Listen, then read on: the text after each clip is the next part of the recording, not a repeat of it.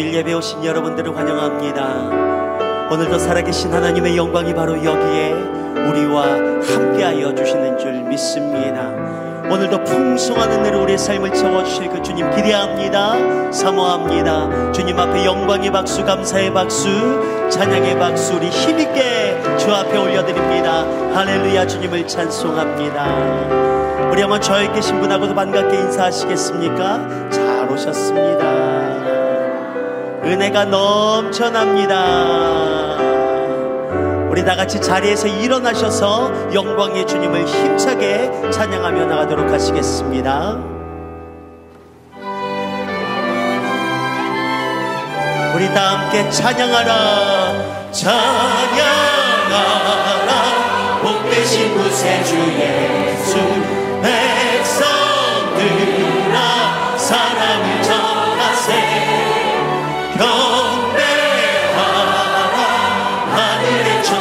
천사 주님 앞에 영광을 돌리세. 목자같이 우리를 지키시고 종일 품에 늘 안아주시니 찬양하라. 높으신 권세를 찬양 영원히들 찬양하라. 찬양하라. 복되신 구세주 예수. 우리 대신 주님을 당했네. 구주 예수 영원한 구원의 소망. 경배하며 겸손히 전하세.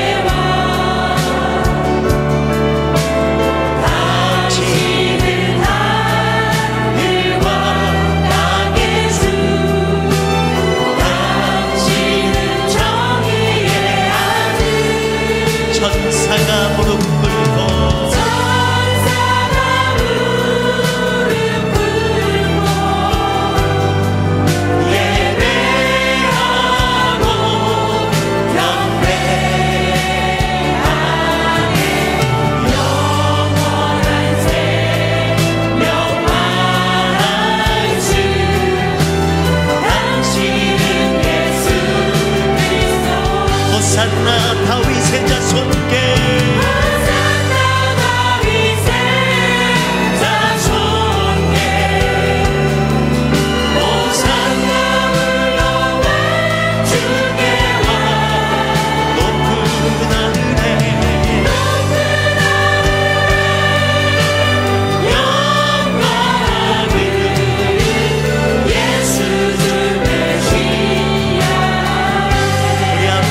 당신은 영광의 왕.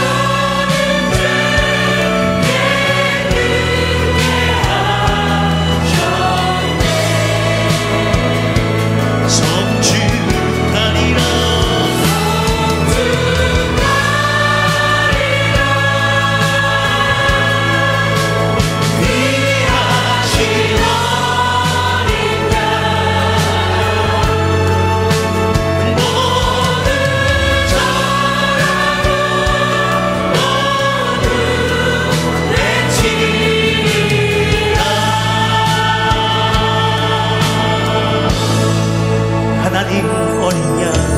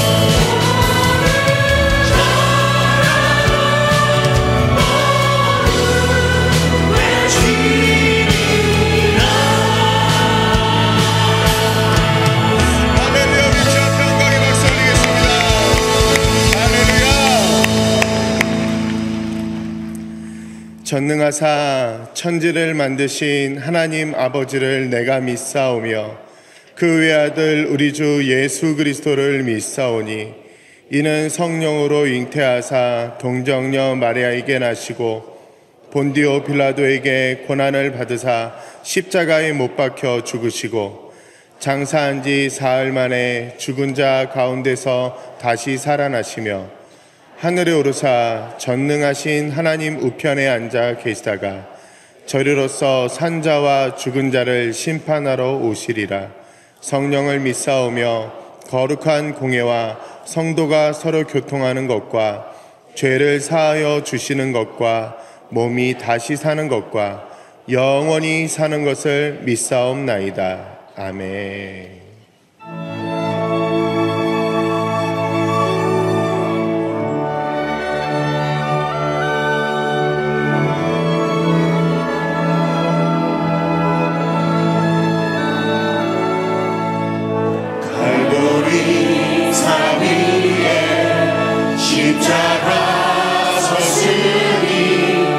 주가 고난을 당한 표라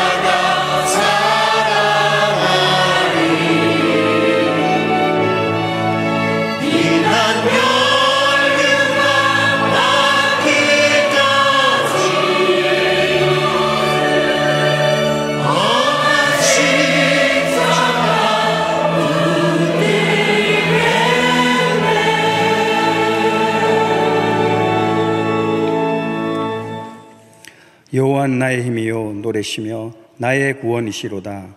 그는 나의 하나님이시니 내가 그를 찬송할 것이요 내 아버지 하나님이시니 내가 그를 높이리로다. 아멘. 찬양 받으시기에 합당하신 주님, 우리의 연약함을 용서하여 주시옵소서. 주님의 제자된 사명을 감당하지 못하고 주님의 정직의 삶을 이끌지 못하여 주님께 이렇게 부끄러운 얼굴로 주님 전에 나오는 저희를 용서하여 주시옵소서.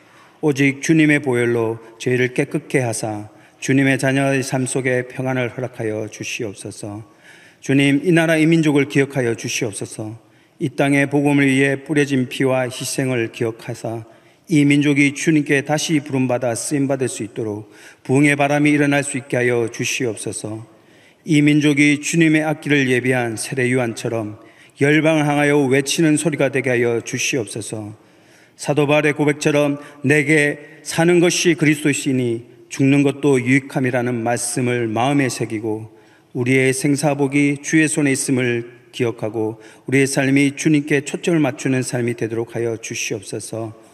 주님, 두렵기는 다음 세대가 그리고 그 다음 세대가 주님을 모른다 하여 이스라엘 백성처럼 버림받는 민족이 될까 두렵습니다. 이 세대가 자기의 길을 떠나 걸음을 인도하시는 하나님의 의지하고 다음 세대를 위해 울부짖으며 거룩한 믿음의 유산을 물려줄 수 있도록 하여 주시옵소서.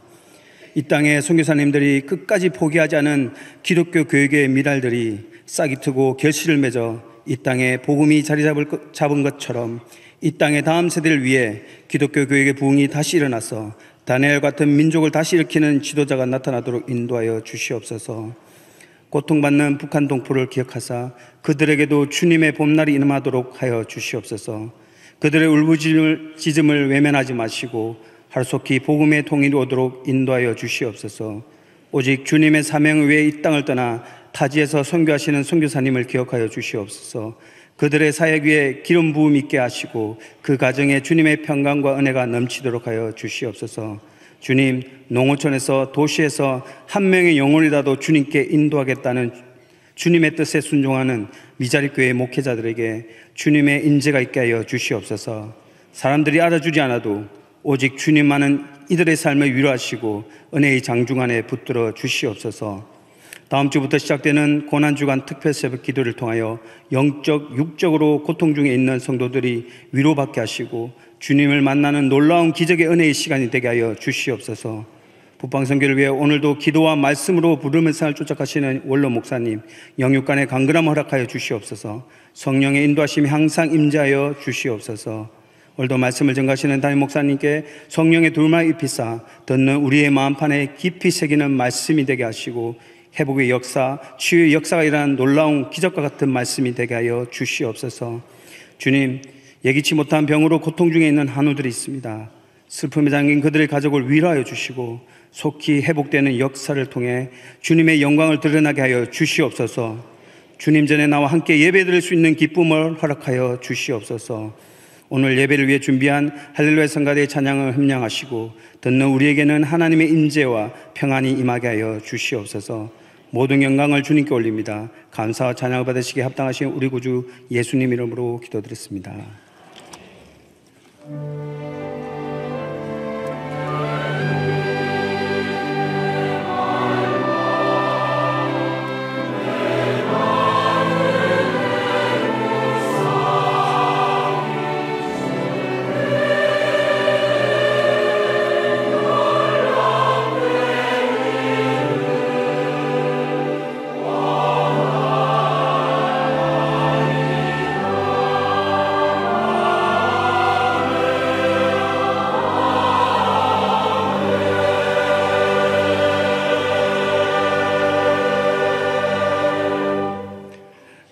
학습 세례식을 거행하도록 하겠습니다. 우리 학습과 세례 받으시는 분들 오늘 많이 있는데요.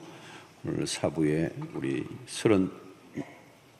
32분이 우리 학습을 받게 되겠습니다. 학습은 만 14세 이상 또 믿은 지 6개월 이상 또 신앙이 준비되어서 학습 교육 문답에 통과하신 분들입니다. 이제 학습 받고 6개월 후에 또 세례를 또 받으시고 교회 또 귀한 일원으로 또 헌신할 수 있게 되기를 바라는데요. 우리 존칭을 다 약하겠습니다. 김경희 외 31명입니다. 한번 일어나십시오. 그 자리에서. 네, 다 일어나시고 제가 묻는 말에 하나님과 공회 앞에서 예라하고 분명히 입으로 시인해 주시기 바랍니다. 여러분은 성부, 성자, 성령 하나님께서 천지 만물을 창조하시고 주관하시는 분이심을 믿으십니까? 여러분은 예수님이 우리 죄를 대신하여 죽으신 구세주이심을 믿으십니까? 여러분은 성경을 하나님의 말씀으로 믿고 그 말씀대로 살기를 힘쓰시겠습니까? 여러분은 주의를 거룩히 지키고 교회 법에 순종하며 어떤 환경에서도 끝까지 주님을 믿기로 작정하십니까? 네, 제가 한번 기도하겠습니다. 하나님 아버지, 이 시간 귀한 주의 자녀들이 하나님과 또 성도들 앞에서 서약을 했습니다. 하나님이 창조자이심을 믿고 그리스도가 우리의 구주이심을 믿었고 또 진리의 말씀을 믿고 따라가기로 결단을 했습니다. 이 시간에 이들의 서약에 하나님 결단의 마음을 하나님 받아주시고 앞으로 하나님의 신실한 그리스도인으로서 믿음 안에서 잘 자라갈 수 있도록 도와주심으로 또 세례받고 또 공동체의 일원으로 귀하고 아름답게 쓰임받는 주의 백성들이 되도록 도와주시옵소서. 갈수록 믿음에 부요한 자들이 되게 하시고 또 하나님의 진리를 더 알아가는 저들이 되게 하시고 말씀을 따라 순종함으로 귀한 삶의 열매를 맺는 저들이 되도록 도와주시기를 원하오며 예수님의 이름으로 기도하옵나이다. 아멘. 김경희 외 31명은 하나님을 믿기로 결심한 것을 하나님과 성도들 앞에 세약하였으므로 오늘부터 대한예수교 장로 수영로교회 학습교인 된 것을 내가 성부와 성자와 성령의 이름으로 공포하노라. 아멘. 여러분 이들에게 박수로 격려를 해주시기 바랍니다. 네, 앉으시길 바랍니다. 이제는 세례식을 하겠는데요. 세례식을 거행하기 전에 우리 한 분 우리 간증을 듣도록 하겠습니다. 이진홍 성도님입니다. 앞으로 나오십시오.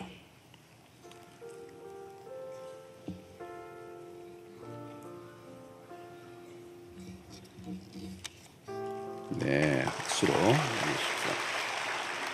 반갑습니다. 저는 16교구 이진홍이라고 합니다.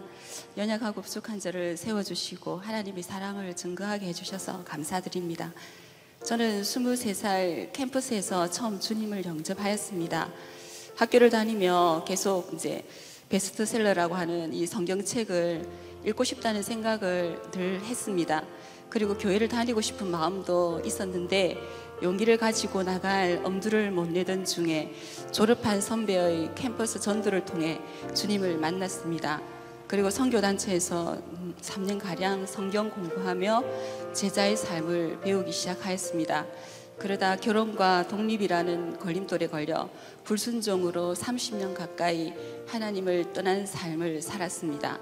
교회를 안 다녀도 마음속으로 늘 기도도 했었고, 그런데 언제부턴가 나도 모르게 운명이란 게 있겠지 하고 생각을 했습니다. 미신을 쫓으며 착하게 성실하게 살면 된다는 생각으로 살게 되었습니다. 그래도 약한 마음은 어찌할 때를 찾게 되었고, 절에 가서 부처님 앞에 가족을 위해 매일 108배를 드리며 기도를 열심히 하였습니다.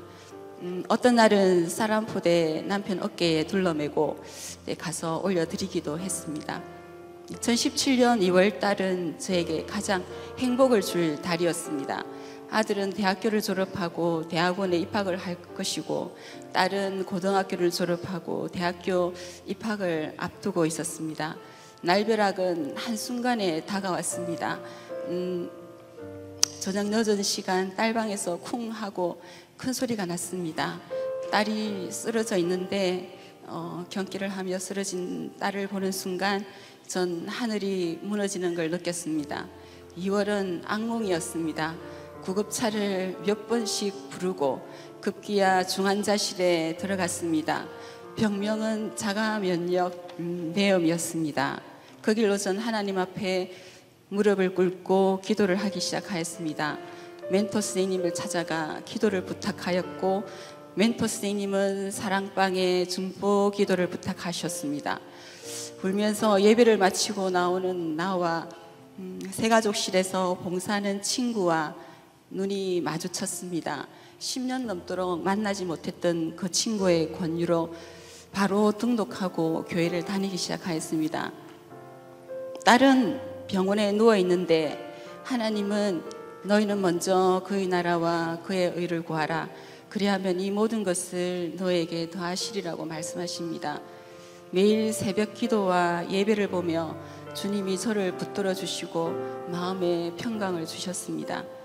46일간 중환자실에 있던 딸이 일반실로 내려왔습니다. 처음부터 다시 키우기 시작하였습니다. 한 달에 2살, 3살 커가기 시작한 것 같습니다. 걸음마부터 시작하였습니다. 자그마하고 예쁜 우리 주치 선생님이 나중에 그런 말씀을 하셨습니다. 병동에서 가장 어렵고 가장 위험했고 안 써본 약이 없었는데 태어날 때 걸어서 나왔다고 합니다. 그런 딸이 교회를 따라 나오기 시작하였습니다. 어머니가 같이 가자고 하니 간다고 합니다. 오면 목사님 예배 시작과 동시에 잠이 듭니다. 그럼에도 예쁘게 꾸미고 나오고 어성경 신약방을 같이 수료하였습니다. 그리고 올 3월 딸은 다시 복학을 하고 대구로 독립을 시켰습니다. 생명을 주시고 키워주시는 분은 오로지 하나님 뿐임을 고백합니다. 그분이 지켜주시고 자라게 해주시길 믿습니다.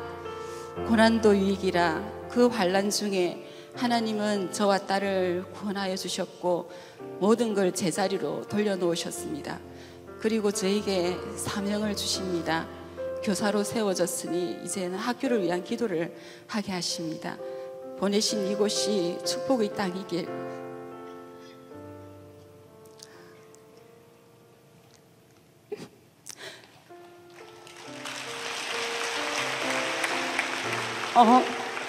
많은 영혼이 하나님께 돌아오길 기도하게 하십니다.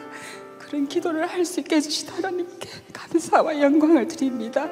그리스도인으로 남은 평생을 살 것을 많은 사람이 보는 곳에서 약속을 하고 간증을 한다는 것이 몹시 떨리고 두렵지만 하나님의 딸로서 부끄럽지 않기를 바랍니다. 교만하지 않게 해주시고 주님의 선하시고 기뻐하시고 온전하신 뜻 가운데 살기를 바랍니다. 감사합니다. 네, 감사합니다. 감사합니다. 네, 우리 이제 김영아 외 26분 오늘 사부 예배 세례를 받게 되겠습니다. 세례는 그리스도와 연합하는 표식이고 또 그분의 소유된 백성임을 인정하는 예식이 되겠습니다. 그리스도와 함께 죽고 그리스도와 함께 다시 사는 그런 의미가 있는 그런 시간인데요. 우리 이 시간에 김영아 외 26분 그 자리에서 한번 일어나시기를 바랍니다. 일어나시고, 자, 하나님과 공회 앞에서 우리 자신의 신앙을 또 확인받는 시간인데요. 오른손을 들고 제가 묻는 말에 예라고 대답을 해 주시기를 바랍니다. 여러분은 하나님 앞에서 죄인으로서 진노를 받아야 하나 하나님의 자비하심으로 구원받는 것 외에는 아무런 소망이 없는 자임을 믿으십니까? 여러분은 예수 그리스도께서 하나님의 아들 되심과 죄인의 구주가 되심을 믿으며 구원하실 이는 오직 예수뿐임을 믿고 주님만 의지하기로 서약하십니까? 여러분은 성령의 도우심을 의지하고 그리스도를 따르는 자가 되어 죄악된 삶을 버리고 예수의 가르침과 본을 따라 살기로 서약하십니까? 여러분은 교회 권위에 복종하고 교회 덕을 세우고 화평을 이루는 일에 힘쓰시겠습니까? 네, 손을 내리시고 제가 한번 기도하겠습니다. 하나님, 이 시간에 귀한 주의 자녀들이 주님의 명령을 따라 이 시간 세례를 받고자 이 자리에 섰습니다. 이들의 신앙의 고백을 주께서 받으시고 이제 믿음의 길에 들어선 이 삶에 하나님의 부어주시는 은혜를 누리게 하시고 그리스도의 도를 깨달아 알아가며 진리를 따라 순종해 갈 때 이들의 삶을 통하여 하나님의 영광이 드러나고 주님의 기쁘신 뜻을 이루는 일에 귀하게 쓰임받는 하나님의 백성들 되게 하여 주시옵소서. 죄악을 버리고 구별된 백성으로 살게 하여 주시고 거룩한 하나님의 성도로 본분을 지켜 나갈 수 있도록 저들에게 힘과 성령의 권능을 더입혀 주시옵소서. 예수님의 이름으로 기도하옵나이다. 아멘.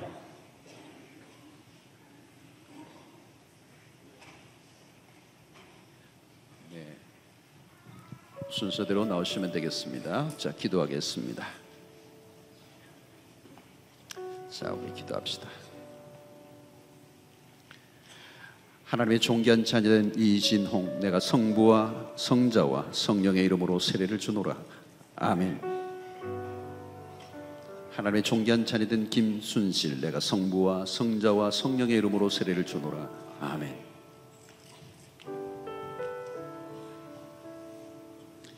하나님의 존귀한 자녀된 성혜원, 내가 성부와 성자와 성령의 이름으로 세례를 주노라. 아멘. 하나님의 존귀한 자녀된 조연, 내가 성부와 성자와 성령의 이름으로 세례를 주노라. 아멘. 하나님의 존귀한 자녀된 구혜영, 내가 성부와 성자와 성령의 이름으로 세례를 주노라. 아멘. 하나님의 존귀한 자녀된 김현찬, 내가 성부와 성자와 성령의 이름으로 세례를 주노라. 아멘. 하나님의 존귀한 자녀된 윤현정, 내가 성부와 성자와 성령의 이름으로 세례를 주노라. 아멘.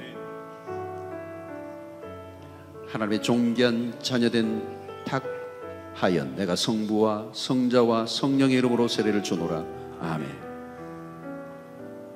하나님의 존귀한 자녀된 임복순, 내가 성부와 성자와 성령의 이름으로 세례를 주노라. 아멘. 하나님의 존귀한 자녀된 김하은, 내가 성부와 성자와 성령의 이름으로 세례를 주노라. 아멘. 하나님의 존귀한 자녀된 박복순, 내가 성부와 성자와 성령의 이름으로 세례를 주노라. 아멘. 하나님의 존귀한 자녀된 박지원, 내가 성부와 성자와 성령의 이름으로 세례를 주노라. 아멘.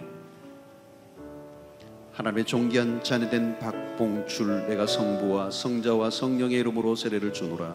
아멘. 하나님의 존귀한 자녀된 서미정, 내가 성부와 성자와 성령의 이름으로 세례를 주노라. 아멘. 하나님의 존귀한 자녀된 이유선, 내가 성부와 성자와 성령의 이름으로 세례를 주노라. 아멘. 하나님의 존귀한 자녀된 윤석규, 내가 성부와 성자와 성령의 이름으로 세례를 주노라. 아멘. 하나님의 존귀한 자녀된 왕춘광, 내가 성부와 성자와 성령의 이름으로 세례를 주노라. 아멘. 하나님의 존귀한 자녀된 황윤선, 내가 성부와 성자와 성령의 이름으로 세례를 주노라. 아멘. 하나님의 존귀한 자녀된 이은경, 내가 성부와 성자와 성령의 이름으로 세례를 주노라. 아멘. 하나님의 존귀한 자녀된 김현아, 내가 성부와 성자와 성령의 이름으로 세례를 주노라. 아멘. 하나님의 존귀한 자녀된 최진수, 내가 성부와 성자와 성령의 이름으로 세례를 주노라. 아멘. 하나님의 존귀한 자녀된 김호진, 내가 성부와 성자와 성령의 이름으로 세례를 주노라. 아멘. 하나님의 존귀한 자녀된 전진이, 내가 성부와 성자와 성령의 이름으로 세례를 주노라. 아멘. 하나님의 존귀한 자녀된 김영아, 내가 성부와 성자와 성령의 이름으로 세례를 주노라. 아멘. 하나님의 존귀한 자녀된 차정현, 내가 성부와 성자와 성령의 이름으로 세례를 주노라. 아멘. 하나님의 존귀한 자녀된 오인탁, 내가 성부와 성자와 성령의 이름으로 세례를 주노라. 아멘. 하나님의 존귀한 자녀된 김인태, 내가 성부와 성자와 성령의 이름으로 세례를 주노라. 아멘.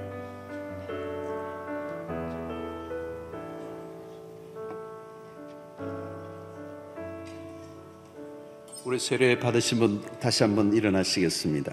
한번 일어나십시오. 김영아 외 26명은 오늘 하나님의 은혜로 세례를 받았으므로 이제 대한예수교 장로회 수영로교회 세례교인 된 것을 내가 성부와 성자와 성령의 이름으로 공포하노라. 아멘. 우리 세례 받으신 분들 앞으로 나오시죠. 우리 축하를 좀 하겠는데 앞으로 나오셔서 이렇게 쭉 서시고 우리 청중을 향해 주시고, 우리 학습 받으신 분들도 그 자리에 한번 일어나십시오. 학습 받으신 분들 일어나시고, 학습 받으신 분들 다음에는 세례 받으시면 앞으로 초대하겠습니다. 자리가 부족해서 우리 세례 받으신 분들 앞으로 나오시고 청중을 좀 향해 주십시오. 청중을 향해 주시고, 자, 당신은 사랑받기 위해 태어난 사람, 당신은 사랑받기 위해 태어난 사람, 당신의 삶 속에서 그 사랑받고 있지요. 당신은 사랑받기 위해 태어난 사람, 당신의 삶 속에서 그 사랑받고 있지요. 태초부터 시작된 하나님의 사랑, 우리의 만남을 통해 열매를 맺고, 당신이 이 세상에 존재함으로 인해 우리에게 얼마나 큰 기쁨이 되는지. 당신은 사랑받기 위해 태어난 사람,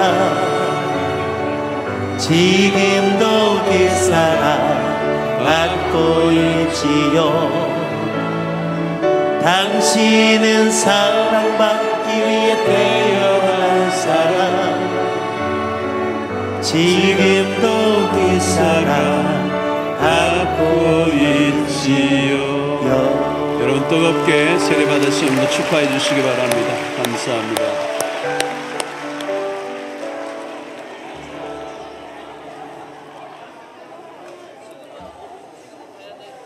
우리 시간 다시 한 번 더 우리 축하의 박수를 드리도록 하겠습니다. 축하합니다.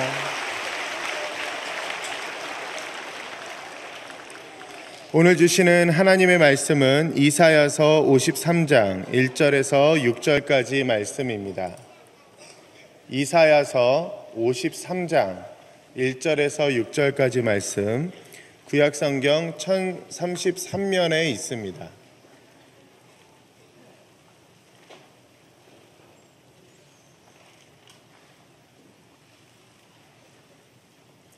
이사야서 53장 1절에서 6절까지 말씀을 제가 봉독해 드리도록 하겠습니다. 우리가 전한 것을 누가 믿었느냐? 여호와의 팔이 누구에게 나타났느냐? 그는 주 앞에서 자라나기를 연한 순 같고 마른 땅에서 나온 뿌리 같아서 고운 모양도 없고 풍채도 없은즉 우리가 보기에 흠모할 만한 아름다운 것이 없도다. 그는 멸시를 받아 사람들에게 버림받았으며 간고를 많이 겪었으며 질고를 아는 자라. 마치 사람들이 그에게서 얼굴을 가리는 것 같이 멸시를 당하였고 우리도 그를 귀히 여기지 아니하였도다. 그는 실로 우리의 질고를 지고 우리의 슬픔을 당하였거늘 우리는 생각하기를 그는 징벌을 받아 하나님께 맞으며 고난을 당한다 하였노라. 그가 찔림은 우리의 허물 때문이요 그가 상함은 우리의 죄악 때문이라. 그가 징계를 받음으로 우리가 평화를 누리고 그가 채찍에 맞음으로 우리는 나음을 받았도다. 우리는 다 양 같아서 그릇 행하여 각기 제 길로 갔거늘 여호와께서는 우리 모두의 죄악을 그에게 담당시키셨도다. 아멘.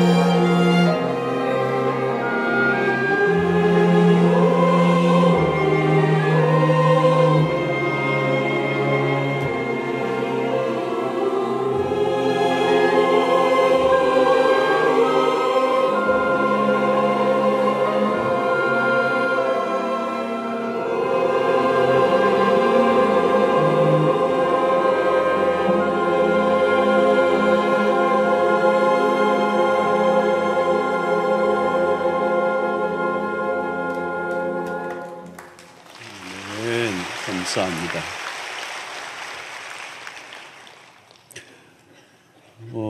오늘은 고난주일이고요. 내일 아침부터 새벽부터 우리 고난주 특세 특별 새벽 기도회가 한 주간 동안 있습니다. 그리스도의 십자가를 깊이 묵상하는 복된 시간입니다. 우리 기독교의 절기의 클라이막스가 고난주간이고 또 부활주일에 있습니다. 여러분들 깊은 은혜의 골짜기 안으로 나아가도록 예쁜 한 주간 경건에 힘쓰시고 금식도 하시고 또 미디어 금식도 하시기 바랍니다. 그래서 여기에 지금은 미디어 금식 중 그렇게 해서 기도의 전념 중 TV 모니터 앞에 붙이는 겁니다. 여기에 붙이는 게 있는데요. 딱 붙일 수 있습니다. 이렇게 딱 붙여놓고 너무 보고 싶으면 이렇게 하든지.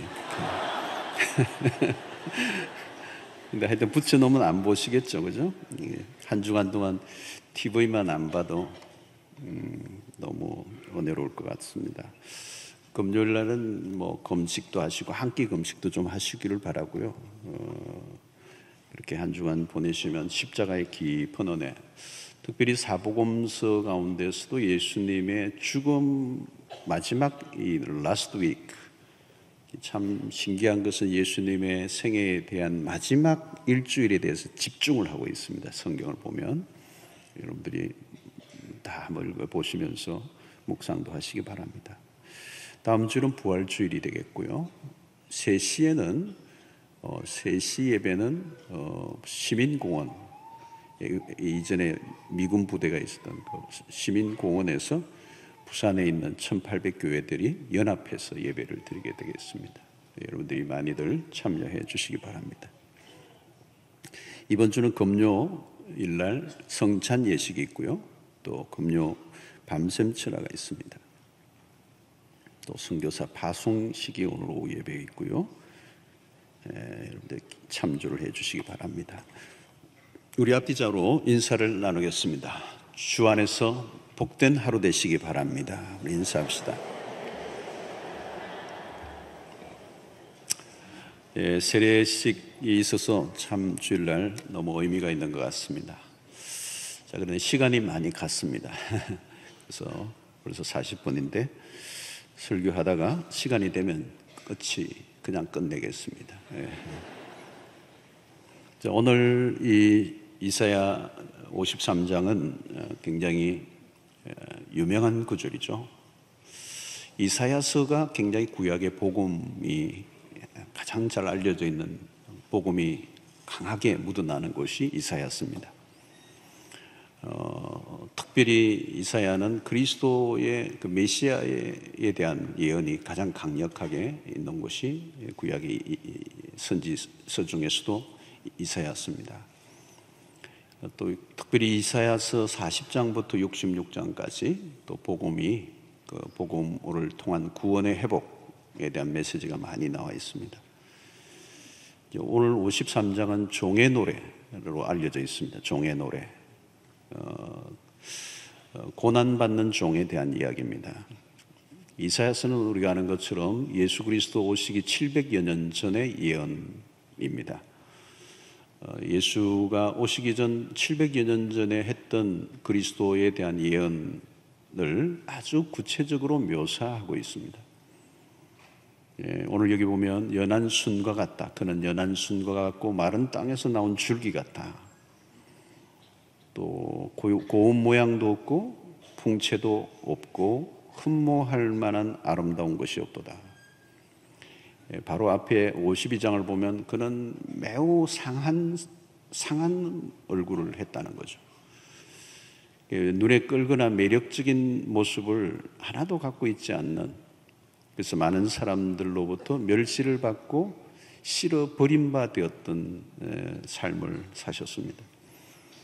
만왕의 왕이시고 창조주이신 하나님의 위엄과 영광은 온데간데 없고 참으로 비천한 모습으로 이 땅에 오셨다는 거죠. 자, 그가 무엇을 하셨는가?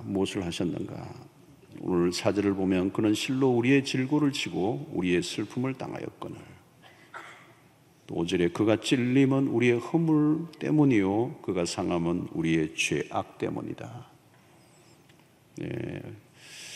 이 본문에 보면 그는 이라는 단어와 우리라고 하는 단어가 연속되어서 반복에 나오고 있습니다.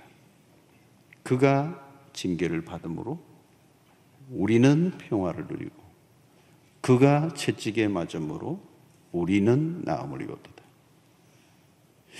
이런 우리라고 번갈아 나오고 있습니다. 결국은 그리스도의 십자가의 죽으심, 그의 채찍에 맞으심, 그의 상하심, 그의 버림받으심, 이 모든 것들은 우리의 허물과 우리의 죄악 때문이다. 이렇게 말씀을 하고 있습니다. 그래서 그분이 당하신 것은 우리의 질고고 우리의 슬픔을 그가 당하셨다는 겁니다. 여기서 우리에게 주시는 메시지는, 첫 번째 주시는 메시지는 우리의 죄의 실체들이라는 겁니다. 그리스도 하나님이 그 아들을 통하여 죽으셔야 할 만큼 우리 안에 있는 죄가 얼마나 끔찍한가 하는 것을 알려주고 있습니다. 그래서 하나님은 그 진노, 그 죄에 대한 그 진노를 그 아들에게 다 쏟아부으신 사건을 오늘 이 53장에서 아주 구체적으로 설명하고 있습니다. 하나님의 편에서는 아들을 죽게 하신 사건이 십자가 사건입니다. 여러분, 오늘 간증한 분이 그 딸이 쿵 하고 그 병원에 실려갈 때만 해도 그 엄청난 충격이잖아요. 그죠? 하나님이 창조자이신 분이 그 독생자를 그 인류에게 가장 참혹한 사형법에 의해서 매달아 죽이는 사건이에요. 그러니까 인간의 구원 사건, 이 프로젝트는 간단한 사건이 아니에요. 하나님의 편에서도 매우 까다로운 사건입니다. 아들을 죽여야만 하나님의 공의를 성취하고 우리를 죄로부터 건져낼 수 있다는 거죠. 이 죄를 만만하게 보서는 안 된다는 겁니다. 죄를 간단하게 여겨서는 안 된다. 그래서 우리는 하나님의 시각에서 죄를 바라볼 필요가 있습니다. 고난주간에 십자가를 묵상하면서 우리에게 주어지는 첫 번째 이 직면하는 것은 죄의 끔찍함이에요. 자, 여러분, 우리는 죄를 스스로 인식할 능력이 별로 없어요. 우리는 죄인이기 때문에 죄인이 죄를 스스로 깊이 인식할 만한 능력이 없어요. 왜냐하면 우리는 이미 우리의 모든 것들이 깨어져 있는 상태이기 때문에 왜곡된 상태 속에서 우리 자신을 보게 되어 있습니다. 죄인이기 때문에. 자, 오늘 여기 보면 4절에 이런 말씀이 있습니다. 그는 실로 우리의 질고를 지고 우리의 슬픔을 당하였거늘 우리는 생각하기를 그는 징벌을 받아 하나님께 맞으며 고난을 당한다. 사람들이 무슨 생각을 하느냐면 십자가에 그 죽으시는 그 주님을 보면서 징벌을 받는구만, 저주를 받는구만, 저주를 받아야 돼, 저주받을 짓을 했구만. 여러분, 이 구약적 개념으로 보면 나무에 매달린 자마다 저주를 받았다는 거죠. 예수님이 매달리신 그 십자가, 나무 십자가예요. 거기에 매달려 있는 것을 보면서 사람들은 침을 뱉으면서 저주를 받는구만. 그 십자가의 죽음의 의미를 아무도 이해하지 못한다는 거예요. 그 십자가가 자기와 어떤 연관이 있는지 전혀 알지 못한 채 저주를 받았구만, 징벌을 받구만, 하나님에게 벌을 받는구만. 여러분, 그리스도의 그 십자가의 죽으심이 내 죄 때문에 죽는다는 사실을 전혀 인식하지 못하고 그 십자가가 나와 전혀 연결을 시키지 못하는, 그게 죄인의 모습이에요. 여러분, 오늘 우리가 교회를 다녀도 마찬가지입니다. 십자가를 전혀 의미를 모르면 그냥 교회에 출석하는 교인일 뿐이지 참 하나님의 성도가 될 수는 없어요. 십자가를 이해를 못하면. 십자가를 이해하려고 하면 내가 얼마나 심각한 죄인인가에 대한 인식이 필요합니다. 왜냐하면 하나님이 아들을 죽게 하실 만큼 내가 얼마나 심각한 죄인인가를 깨달아야 되거든요. 그래야 십자가의 의미가 와요. 왜 그분이 죽으셨는지. 자, 인류 최초의 에덴 동산에 아담이 죄를 짓고 난 다음에 가장 먼저 한 행동이 뭐냐면 숨는 거예요. 숨는 거. 이게 하나님의 첫 번째 질문이 뭐냐면 아담아 내가 어디 있느냐 그랬습니다. 아담아 내가 어디 있느냐. 참 기가 막힌 하나님의 음성이에요. 지금도 여전히 하나님 그 질문을 오늘 인간들에게 계속 너가 어디 있느냐는 거예요. 죄를 짓고 있는 너가 죄를 짓고 너가 어디에 숨어 있느냐는 거예요. 하나님이 어디 있는지 모르고 물으신 거겠어요? 아니죠. 너가 숨는다고 숨어지는 줄 아느냐는 거죠. 숨을 수 없어요. 죄를 짓고 숨으려고 한 거죠. 나중에 아담은 숨을 뿐만 아니라 어떻게 합니까? 나무 잎으로 자신의 몸을 가렸습니다.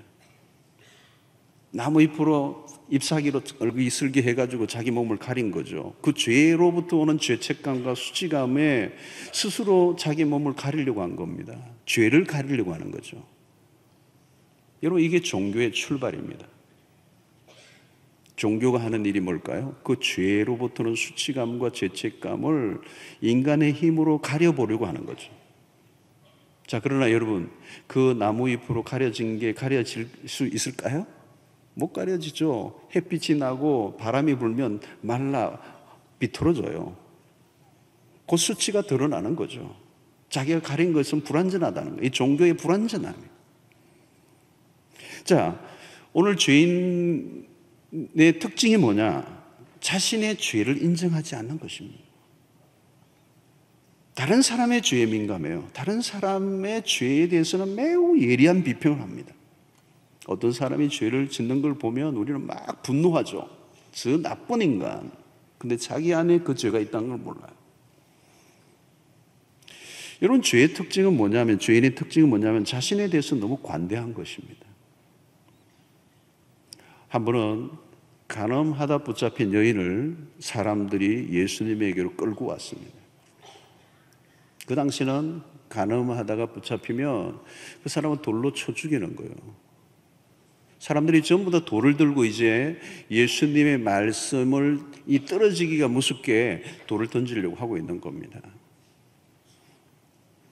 자, 모두가 그 여인의 죄목에 집중하고 있습니다. 거기에서 관대한 태도를 가지고 있는 사람은 아무도 없어요. 모두가 그 여인의 죄를 발견한 것을 기뻐하면서 소리를 지르는 거예요. 소리를 지르는 거예요. 여러분 대개는 다른 사람의 죄를 발견하거나 실수하는 걸 보면 대체적으로 사람들이 신이 나요. 신이 나. 어쩔 줄 몰라 한 건 했다는 거예요. 막 입에 거품을 품고 정죄하고 비난하고 막 욕하고 손가락질을 해요. 하이에나처럼 달려들어요. 정의를 외치지만 그곳에는 잔인함이 있습니다. 비난하는 사람들 안에는 뭐가 있느냐 하면 우월의식이 있습니다. 난 괜찮은 사람이야. 이게 여러분 아주 전형적인 죄인의 특성입니다. 끊임없이 다른 사람을 향하여 정죄의 돌을 들고 있는 거죠. 자, 주님이 뭐라고 하셨습니까? 죄 없는 자가 돌로 쳐라는 거예요. 그러니까 전부 다 돌을 다 내려놓고 흩어져 버렸어요. 여러분 돌을 들고 치려고 했지만 알고 보면 다 크기서 크기예요. 50보 100보. 죄는 두 종류예요. 들킨 죄, 안 들킨 죄. 다윗의 바세바 사건도 똑같아요. 여러분 다윗이 바세바 남의 아내를 빼앗잖아요. 그냥 아내도 아니에요. 남의 아내도 충신의 아내예요. 나라를 위해서 최전선에 전쟁을 치르는 아주 신실한 충신의 아내를 빼앗은 거죠. 그리고 그 충신은 계략을 꾸며서 최전방에 가서 전선에 죽게 만들었던 이 죄는 작은 죄가 아닙니다. 나중에 나단 선지자가 와서 기가 막힌 스토리를 만들어서 바로 다윗이 당신이 그 죄를 범했다고 알려주도록 기가 막힌 예화를 들어서 설명을 해요. 근데요, 다윗이 막 흥분해요. 어떤 놈이 그런 나쁜 놈이 있느냐는. 그 나단이 뭐라 그래요? 바로 당신이라고. 자, 여러분, 이건 뭘까요? 자기가 자신의 죄를 나단이 알려주기 전까지는 자기의 죄를 잊고 있는 거예요. 자기가 죄 없다는 거예요. 다른 사람의 죄에 막 흥분하는 거예요. 자, 여러분, 오늘 우리에게 이런 게 있어요. 여러분들 어때요? 남들의 죄나 실수와 약점에 열을 막 내는 편입니까? 아니면 나의 죄에 대해서 열을 더 많이 내는 편입니까? 옆에 분들 한번 나눠보실래요? 남의 죄에 막 열을 더 많이 냅니까? 내 죄에 더 많이 열을 내느냐는 거예요. 우리가 죄를 인정하든 인정하지 않든 여러분, 우리는 죄로부터 자유로울 수 있는 사람은 아무도 없어요. 우리는 일평생 하는 게 뭐냐면 죄 짓는 거예요, 사실은. 숨 쉬는 순간순간 죄를 지었어요. 생각으로도 죄를 짓고요. 입으로도 죄를 짓고요. 그러면 십자가는 1차적으로 우리의 죄를 고발합니다. 우리가 얼마나 죄인인가를 고발하는 거예요, 십자가가. 십자가 앞에 딱 서면 우리가 얼마나 심각한 죄인가를 고발하는 거예요. 드러내는 거예요. 만약에 우리가 우리 안에 있는 이 죄의 실체를 바라보지 못한다면 십자가는 나와 상관없는 거예요. 상관없는 거예요. 왜 죽었대? 그러는 거죠. 여러분, 인간은 끊임없이 자기의 자아가 깨어지기를 원치 않아요. 그래서 여러분, 예수님 시대 바리새인들이 했던 일이 그겁니다. 바리새인들이 했던 일은 자신들의 열심을, 종교적 열심을 통하여 나무 잎사귀로 자기의 몸을 가리려고 했던 것과 똑같아요. 난 괜찮다는 거예요. 괜찮다는 거예요. 죄에 대한 합리화를 하는 거예요. 그러니까 십자가를 받아들일 수가 없는 거죠. 예수님이 이 구원자로 죄인을 위해서 십자가에 죽으신다라고 하는 이 이야기를 바리새인들이 알아들을 수가 없어요. 자기들의 종교적으로 미화시키고 자기를 합리화시키고 나는 죄 없다고 하는 사람들에게 예수 그리스도가 이 땅에 죄인들을 위해서 구원자로 오셨다는 사실을 받아들일 수가 없는 거죠. 여러분, 복음은 우리 죄를 막 뒤집어 엎어요. 막 다 드러내는 거예요. 다 드러내는 거. 왜요? 우리가 하나님 앞에서 그 십자가 앞에 세우기 위해서입니다. 우리의 죄를 막 고발하고 드러내는 이유는. 여러분, 세상에서 우리가 살아가려고 하면 죄는 가급적이면 감춰야 됩니다. 그게 세상에서 우리가 살아가는 방식이에요. 어떤 경우에든 우리의 실수와 연약함과 잘못과 죄가 드러나지 않도록 모든 수단과 방법을 다 동원해서 가리는 게 그게 상책이에요. 그런데 우리가 주님 앞에 나와서 복음 앞에 서면 반대로 해야 돼요. 드러내셔야 돼요. 우리 숨겨져 있는 모든 죄가 하나님 앞에 남김없이 드러나야 돼요. 그리고 그 드러남을 통하여 우리에게 그 죄가 오는 두려움과 거기서 오는 어마어마한 그 죄책감을 가지고 어디로 가야 돼요? 십자가 앞으로 가야 되는 거예요. 왜? 그분이 나의 그 죄를 위하여 죽으셨기 때문에. 그러니까 우리가 염려할 필요가 없어요. 드러나는 것을 염려할 필요, 죄가 드러난 걸 염려할 필요가 없어요. 우리의 드러난 죄를 가지고 그 십자가 앞에 나가는 거죠. 그러면서 우리가 해야 될 일은 뭐냐면 당신의 십자가가 바로 나의 죄 때문에 죽으신 거라는 것을 인정하는 겁니다. 오늘 여러분 보시면 성경에 그가 찔림은 우리의 허물 때문이라는 거예요. 그가 상함은 우리의 죄악 때문이라는 거예요.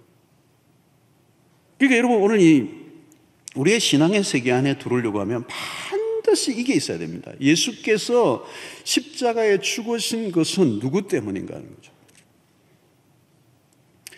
누구 때문인가라고 하는 이 질문 앞에 제일 중요한 것은 나 때문입니다 라고 하는 십자가 사건의 가해자로 서야 되는 거예요. 나의 죄 때문에 주님이 죽으셨습니다. 어떤 죽을 인간을 위해서 죽으신 게 아니고 우리가 아니고 나 1인칭이 돼야 돼. 1인칭. 십자가 앞에 1인칭으로 서야 돼요. 내가 예수님을 죽였습니다. 내 죄 때문에 주님이 죽으셨습니다. 여러분 여기에서 애매모호하게 피해가면 안 돼요. 두리뭉실하면 안 돼요. 두리뭉실하면 안 되고 정확하게 내 죄 때문입니다. 여러분 이 고난 주간에 특별히 우리의 신앙의 세계에서 매우 중요한 이 십자가 사건을 우리가 대하면서 이 십자가 노래도 많고 많이 하는데 이게 나의 십자가로 고백되어져야 된다. 그러지 않으면 계속 우리는 십자가와 상관없는 자로 살려고 하는 거죠. 그리고 우리는 우리의 죄 문제를 해결하지 못한 상태 속에서 그냥 교회를 다니는 것입니다. 이런 죄가 드러날 때 우리가 더 이상 부정할 필요가 없어요, 여러분. 그것을 인정하는 것입니다. 자, 여러분 사도행전 2장을 보면 베드로가 설교를 이제 합니다. 사도행전의 오순절 사건 이후에 베드로가 성령 충만하여서 이 사도행전 2장의 설교를 막 하는데 기가 막힌 구약의 그 말씀들을 인정하며 설교를 해요. 설교를 하고 난 다음에 그 청중들의 반응이 나오는데 사도행전 2장 37절에 이런 말씀이 있습니다. 그들이 이 말을 듣고 마음에 찔려. 이 말이 뭐냐면 너희들이 지금 듣고 있는 청중들을 향해서 유대인들을 향해서 얘기하는 거죠. 설교하는 거죠. 너희들이 예수를 십자가에 못 박았다는 거죠. 2장 36절을 보면 그게 나옵니다. 그 말을 듣고 마음에 찔렸다는 거예요. 마음에 찔렸다. 아, 예수를 내가 죽였구나. 그러니까 베드로와 다른 사도들에게 물어 이르되 형제들아 우리가 어찌할꼬 하거늘. 38절에 뭐냐면 그들이 회개하여 회개를 해요. 회개를 언제 하느냐 하면 회개가 뭡니까? 내가 죄인이라는 거죠. 여러분 내가 예수를 십자가 죽였다는 깨달음이 청중들이 오면서 가슴에 찔림이 있었던 겁니다. 그리고 회개가 일어나요. 회개가. 이게 이제 우리 안에 이 회심의 사건이 바로 여기에서 일어나는 겁니다. 복음을 듣게 될 때, 아, 내가 예수를 십자가에 죽겠구나. 나 때문에 죽으셨구나. 여러분, 이것을 인정해야 된다. 우리가 죄에 대해서 합리화하고 도망쳐가고 그 죄의 문제를 다른 것으로 자꾸 덮으려고 하면 문제는 더 부풀어지고 그것이 내 삶을 다 망가뜨리는 것입니다. 내가 죄를 지었습니다. 주님, 내가 죄인입니다. 가해자 의식을 갖고 있어요. 그것이 나의 십자가로 받아들이는 것입니다. 나의 십자가. 그 누구의 십자가가 아니고 누구 때문인가 아니고 기독교의 뭐가 아니고 나 1인칭으로 나와 십자가가 정확하게 대면하는 작업이 일어나요. 그때 십자가의 그 하나님의 그 은혜가 우리에게로 그대로 옮겨지는 거예요.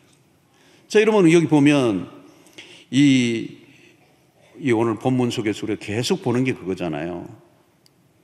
그가 당하신 것이 내가 당한 것과 똑같은 것이 효력이 된다는 거예요. 이게 이제 성경이 굉장히 중요한 전가한다라고 하는 것입니다. 이 대속의 원리죠. 여러분 우리 많이 들었는데 대속의 원리.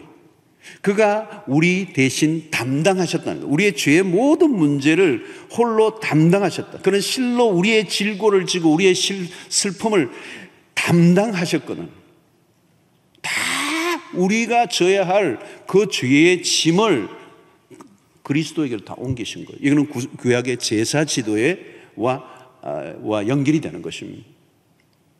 죄 때문에 내가 죽어야 되는데 그 양을 제물을 짐승을 가지고 가서 그 위에 손을 얹는 거죠. 내 죄가 이 짐승에게 다 옮겨지고 그것을 제사장이 하나님의 제단에 옮겨서 화목제물로 바쳐질 때 하나님과의 관계 속에서 죄가 해결되므로 그 내가 마치 죽은 것과 똑같은 효력이 일어나게 하는 것이 바로 오늘 십자가의 오늘 이 53장에 그 얘기를 하는 것입니다.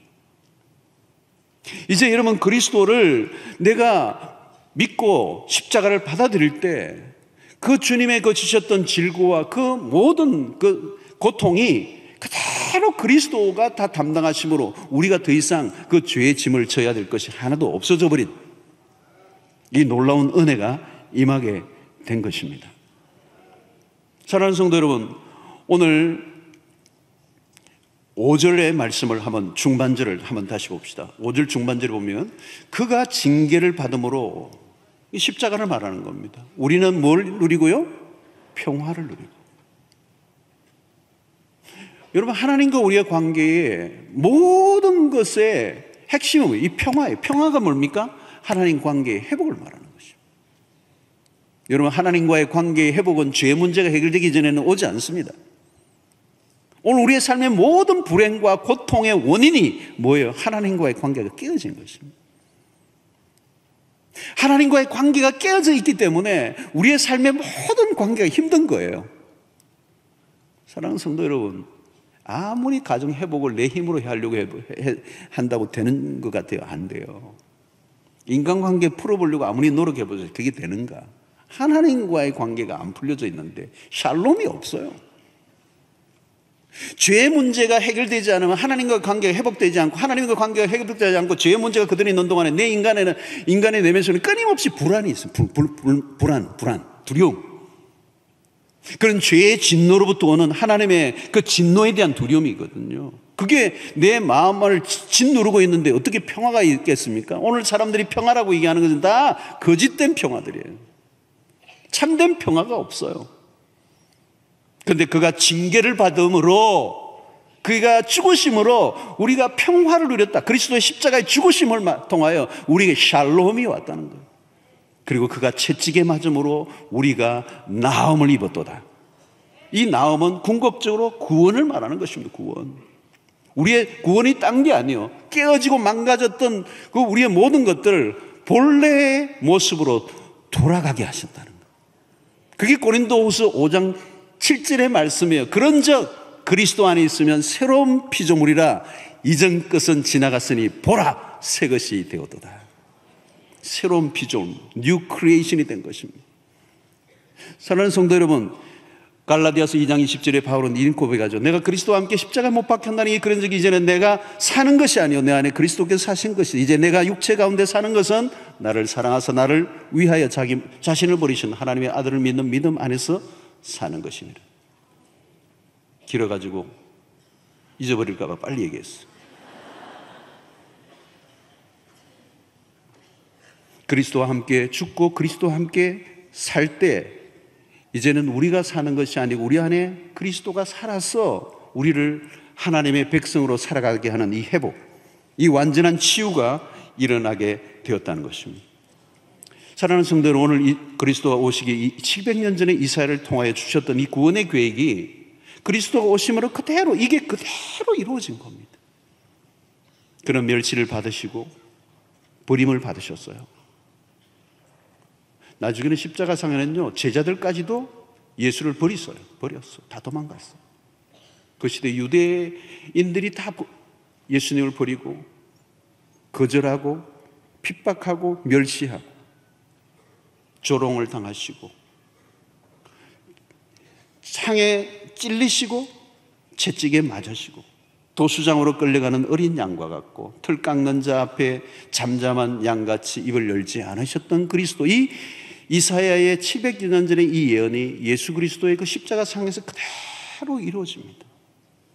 그가 죽으심으로 우리가 평화를 누리고 그가 채찍에 맞음으로 우리가 나음을 입는 이 놀라운 이유.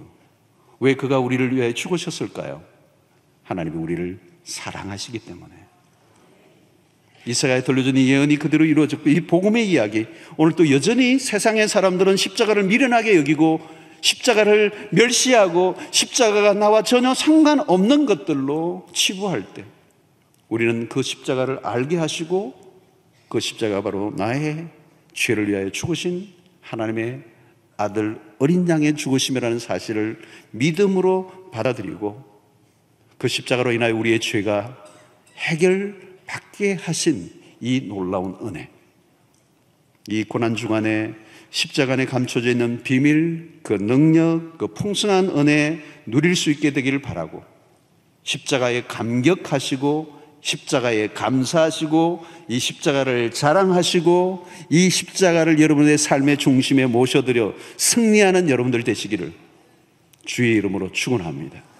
기도하겠습니다. 하나님 아버지, 십자가의 이 복음, 이 은혜, 이것이 우리를 살렸었음을 다시 한번 우리가 깊이 감격하며 이 고난주간을 지내게 하여 주시옵시고, 우리를 대신하여 죽으신 그 십자가의 죽음 앞에서 우리의 죄의 무게를 실감하며 더 이상 감추지 않고 주님의 보좌 십자가 앞으로 나아가 우리 하나님의 용서와 사랑과 회복을 경험하며 죄와 상관없는 자들로 살아갈 수 있는 저희들 될 수 있도록 은혜를 더하여 주시옵소서.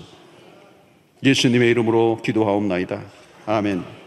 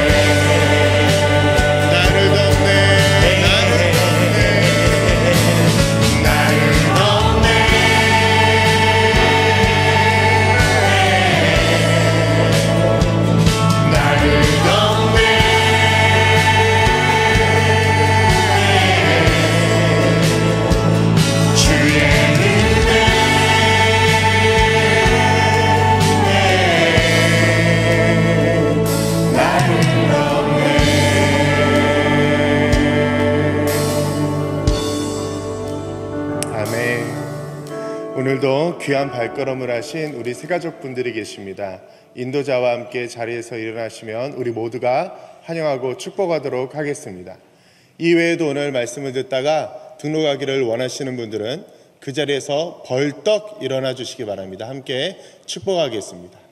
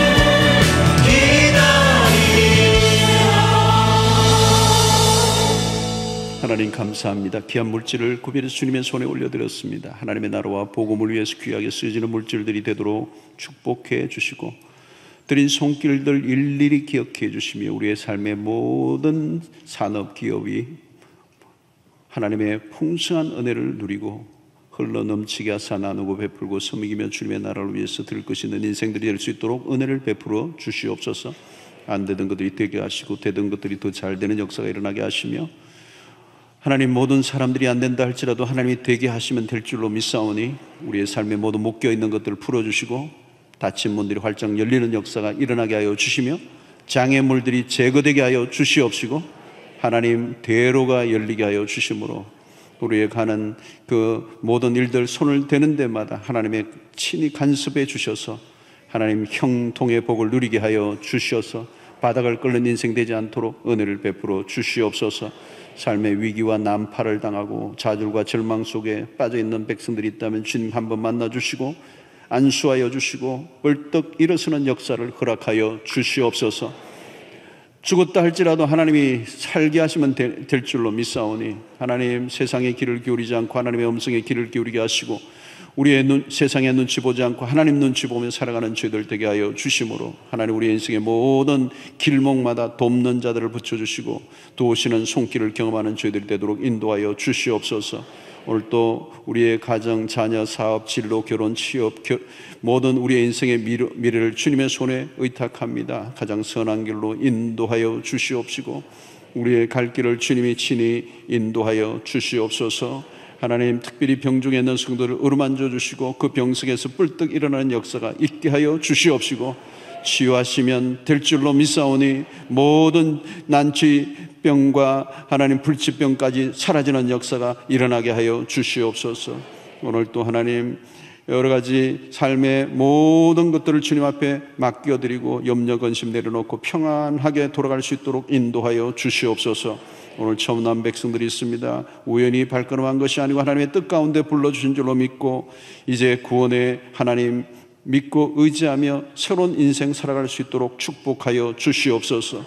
하나님 오늘 또 수고하는 모든 교회를 위해 헌신하는 일꾼들에게 복의 복을 주시고 하나님이 섬기는 힘과 모든 에너지가 주로부터 흘러나오게 하여 주셔서 주님이 주시는 힘으로 넉넉히 감당하게 하여 주옵소서.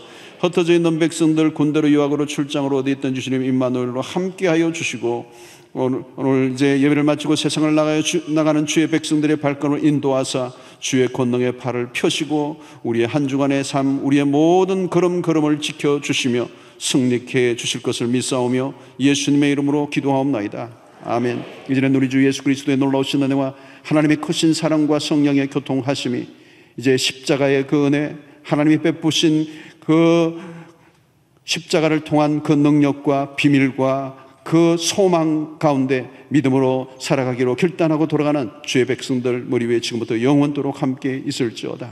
아멘.